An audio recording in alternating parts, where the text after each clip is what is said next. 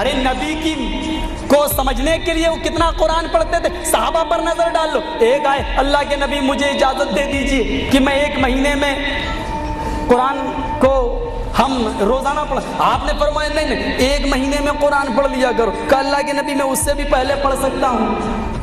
اس سے بھی پہلے ٹھیک ہے 20 دن میں پڑھ لیا کرو.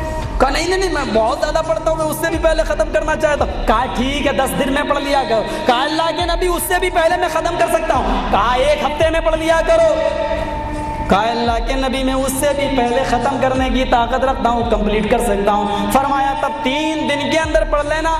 آئے عمر اس سے پہلے تم قرآن کو مکمل نہ کرنا, ختم نہ کرنا, کیونکہ یہ تمہاری سمجھ سے پھر بالا تر ہو جائے گا. اور لوگوں اگر عمر جیسا جس کے بارے میں نبی یہ فرمائیں, جس کے بارے میں امام کائنات یہ فرمائیں, اگر 3 دن سے جس کے بارے میں یہ فرمائیں کہ میرے بعد اگر کوئی نبی ہوتا تو وہ عمر ہوتا, جس کے بارے میں یہ کہیں کہ میرے بعد کوئی نبی ہوتا تو وہ عمر ہوتا, اس کے لیے جملہ استعمال کریں کہ اگر 3 دن سے پہلے تم نے قرآن پڑھ لیا تو تمہاری سمجھ میں کچھ نہیں آئے گا.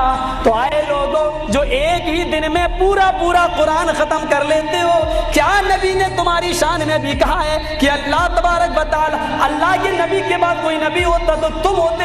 ارے وہ عمر جس کے بارے میں کہا تھا کہ اللہ اگر میرے بعد کسی کو نبی بناتا تو عمر کو بناتا, لیکن وہ جیسا انسان 3 دن سے پہلے قرآن کو مکمل کرے تو سمجھ میں نہ آئے. لیکن آج کے اس دور میں ہم ان سے بھی زیادہ سمجھدار ہیں. ہاں یہ تو نہیں کہتے ہیں کہ سمجھدار ہیں, لیکن عمل سے ظاہر ضرور کرتے ہیں.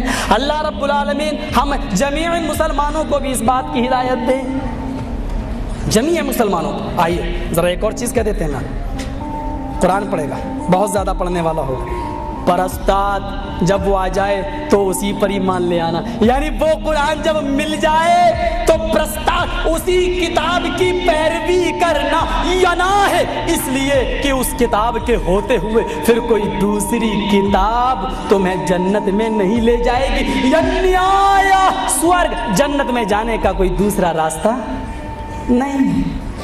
اور کرو کتاب تمہاری کہہ رہی ہے, پریس تمہاری, لکھنے والا پنڈت تمہارا, زبان میری, بس فرق اتنا ہے. یعنی آیا اس کتاب کے علاوہ کوئی دوسرا راستہ نہیں ہے جو تمہیں جنت میں لے جائے.